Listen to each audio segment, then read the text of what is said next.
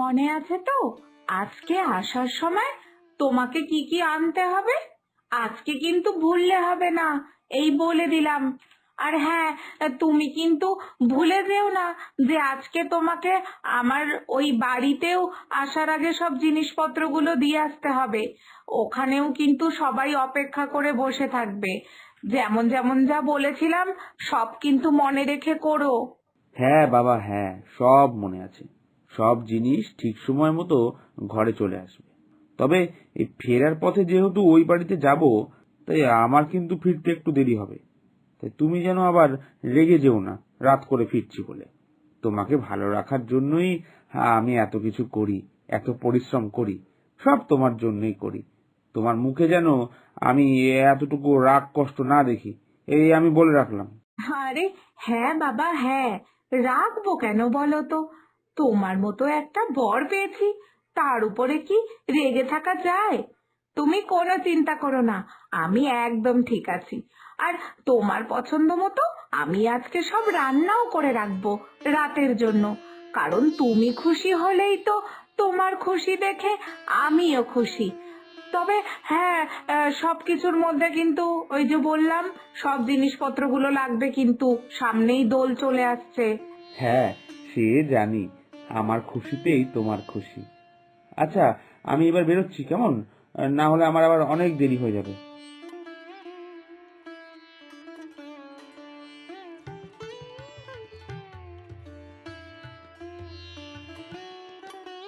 কি রে দীপালি, তুই এখনো বাইরেই কাজ করছিস যে? তোর বর কি কাজে বেরিয়ে গেছে নাকি এখনো ঘরে রয়েছে? না আসলে তুই তো এই সময় ঘরেই রান্না বান্নার সব কাজ করিস, আজকে দেখছি তুই বাইরের কাজই করে যাচ্ছিস। তাই আর কি জিজ্ঞেস করলাম যে বরমশাইকে সব খাবার দাবার গুছিয়ে কাজে পাঠিয়ে দিয়েছিস, নাকি এখনো যায়নি বেচারা কাজে? এই না গো, ও তো এখনো বেরোয়নি। আসলে আজকে ওর শরীরটা খুব খারাপ, বুঝলে তো। তাই জন্যই আজকে ও বললো বেলা করেই কাজে বেরোবে। তাই আমিও সকালের জল খাবারটা বানিয়ে ওকে খেতে দিয়ে বাইরের কাজগুলো করতে চলে এসেছি। তা তোমার তো নিশ্চয়ই সব হয়ে গেছে, দাদা তো দেখলাম কাজে বেরিয়ে গেল। হ্যাঁ, হয়েই তো গেছে। আর শুধু কি জল খাবার গো, আরো কত রান্না করলাম ওর পছন্দ মতো। সকালে লুচি ছোলার ডাল করে খেতে দিলাম, আবার দুপুরের জন্য এই মুরগির মাংস, ডাল ভাত, ডিম ভাজা, চাটনি সব বানিয়ে গুছিয়ে তারপরে দিলাম। আবার রাতের রান্নাটাও আলাদা করে করতে হবে ওর পছন্দের মতো। ওই কাজের থেকে ফিরে না ওই একই খাবার ও আর খেতে চায় না। তাই দুপুরে যা দিয়েছি ওকে, ওটাও কাজের সময় তো খাবে, বাড়ি এসে আর খেতে চাইবে না। তো এই গেল আমার কথা। তা তুমি কি রান্না করবে আজকে? আমি আমি আর এমন কি করব গো, তোমাদের মতো অত বেশি আয়োজন তো আমাদের ঘরে হয় না। আমি ওই লাউ পাতা দিয়ে একটু ডাল করব, আর কাঁচকলা আলু দিয়ে তরকারি করব। দেখি, আর যদি কিছু একটা ভাজা করতে পারি তাহলে তো ভালোই হয়। ও বাবা, এ দিয়ে তো আমার বর খেতেই পারবে না। আর আমার বর ছাড়ো, এরকম তো আমিও খেতে পারবো না। ধন্য গো তোমরা, যে এত সাধারণ খাবার দাবার খেয়েও দিন চালিয়ে নিচ্ছ। অবশ্য জানো না, আমার বর আমার জন্য এত দামি দামি জিনিস নিয়ে আসে। আমার এক কথায় আমার বাপের বাড়ির জন্য সব করে। আর এত কিছু করার পর আমি যদি ওকে নানা রকমের রান্না না করে খাওয়াই, তাহলে চলে বলো তো? এই দেখো না, আজকেই তো ও বলেছে সামনে যেহেতু দোল পূর্ণিমা আসছে, তাই আমাদের সবার জন্য সাদা রঙের জামা কাপড় কিনবে, আবির রং পিচকারি সব কিনবে। এমনকি শুধু আমার জন্য না, আমার বাপের বাড়িতে আমার মা, বোন, ভাই সবার জন্য ওগুলো কিনে ওখানে আবার দিয়ে আসবে। তাহলে তুমিই বলো, ওর জন্য আমি সারাক্ষণ এত আয়োজন না করলে কি করে চলবে? ও, ভালো তো। তবে হ্যাঁ, এখন তো দেখছি সবাই এই নতুন পোশাক পরেই, এই বিশেষ করে সাদা রঙের জামা কাপড় পরেই রং খেলে। ভালো, আসলে পয়সা থাকলেই সব করা যায়। হ্যাঁ, সেটাই তো। তা তুমি কিনেছো নতুন শাড়ি এই সাদা রঙের, এই রং খেলার জন্য? না গো, এই সবের পরিস্থিতি আমাদের নেই। আচ্ছা, আমি এখন ঘরে যাই, হ্যাঁ? আবার আমাকে রান্না বসাতে হবে, না হলে ওর তো আবার কাজে বেরোতে দেরি হয়ে যাবে, তাই না? আমি ঘরে গেলাম, কেমন?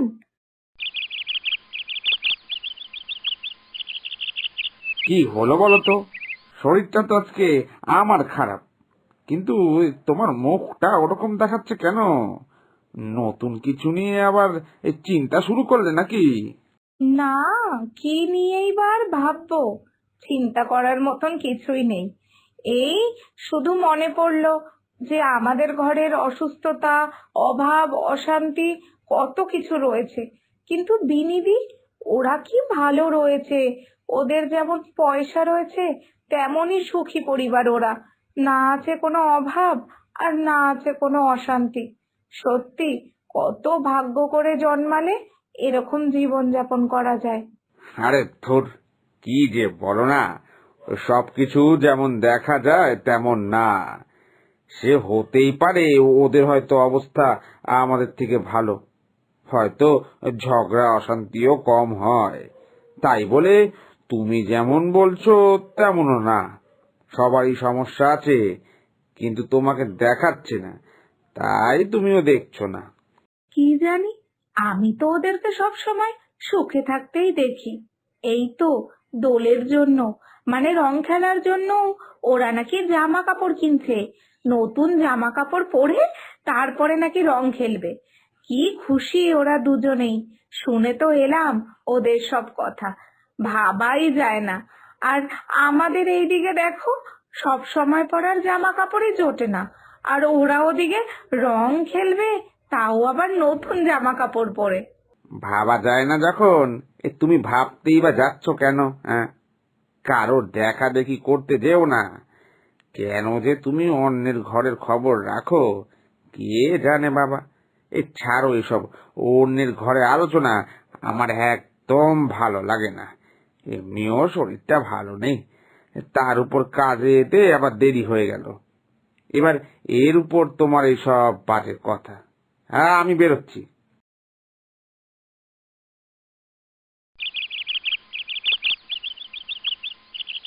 বলাইদা, তোমার কাছে কিছু টাকা ধার হবে গো। আমার খুব বিপদ, বাধ্য হয়ে টাকাটা চাইছি। আমি খুব তাড়াতাড়ি তোমার সব টাকা মিটিয়ে দেবো, কিন্তু তুমি যেভাবেই করে হোক আমার টাকাটা জোগাড় করে দাও। টাকা? এ কত টাকা লাগবে তোমার? আর তাছাড়া কি এমন হলো যে এত টাকার দরকার পড়লো তোমার? শরীর স্বাস্থ্য সব ঠিক আছে তো? সে তো শরীর স্বাস্থ্য সবই ঠিক আছে, কিন্তু পরিস্থিতি ঠিক নেই গো।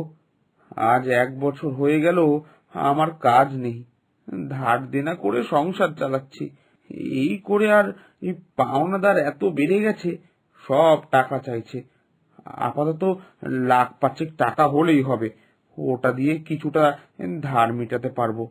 আমাকে একটু সাহায্য করো বলাইদা, না হলে আমার যে হবে না, আমি যে পারবো না। আমি নিজেই ভাবতে পারছি না যে এবার কি করব। সে কি কথা? 5,00,000 টাকা? 5,00,000 টাকা দিয়ে তাও আবার কিছুটা ধার মেটাবে?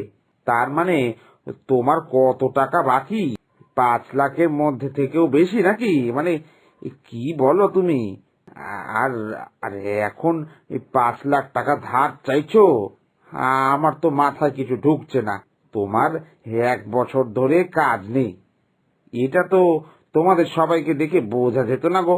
হ্যাঁ, তোমাদের খাওয়া দাওয়া, কেনাকাটি সে আলাদাই ব্যাপার।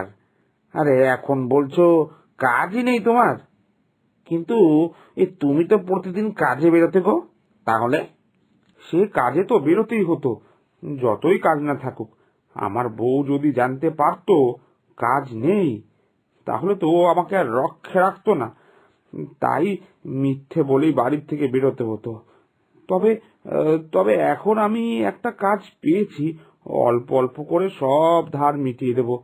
কিন্তু তুমি আমাকে 1,00,000 টাকার ব্যবস্থা করে দাও গো। আমি দিন আনি দিন খাই, আমি কোথা থেকে এত টাকা পাবো বলো? তবে আমি বলি, নতুন করে আর ধার দেনা করো না। কাজ যখন পেয়েছো, তাহলে তোমার এই পাওনাদারদের বলো অপেক্ষা করতে, ধীরে ধীরে ওদের সব টাকা মিটিয়ে দেবে। সে তো ঠিকই, তুমি বা এত টাকা কোথায় পাবে? ঠিক আছে, তুমি যখন বললে, তখন তাই দেখি কি হয় শেষ অবধি।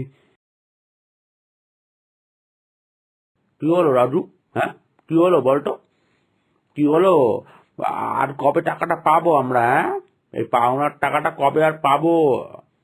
এইভাবে আর কতদিন আমরা তোর কাছ থেকে কথা শুনবো? তোর টাকা নেই, দিতে পারবি না, পরে দিচ্ছি।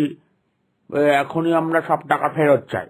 হ্যাঁ ঠিক তাই, না হলে এবার আমরা থানায় যাব, বলে রাখলাম। এই হ্যাঁ, বুঝেছ, আজকেই আমাদের পুরো টাকা ফেরত চাই।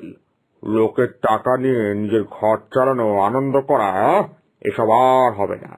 আমাদের টাকা আমাদের ফেরত দাও, তারপর নিজে যা খুশি করো। হ্যাঁ বুঝলে, আমাদেরই টাকা। হ্যাঁ, আর তোমার কাছ থেকে বারবার করে টাকা চাইতে হবে আমাদের? হ্যাঁ, এসব একদম হবে না। হ্যাঁ গো, দিদিদের বাড়িতে অনেক পাওনাদাররা এসেছে তো, ওদের বাড়ির একই অবস্থা হয়েছে গো। সব তো ভালোই ছিল এতদিন, হঠাৎ করে এরকম কি করে হলো? তুমি তুমি কি কিছু জানো? সব ভালো ছিল, এটা তুমি ভাবতে।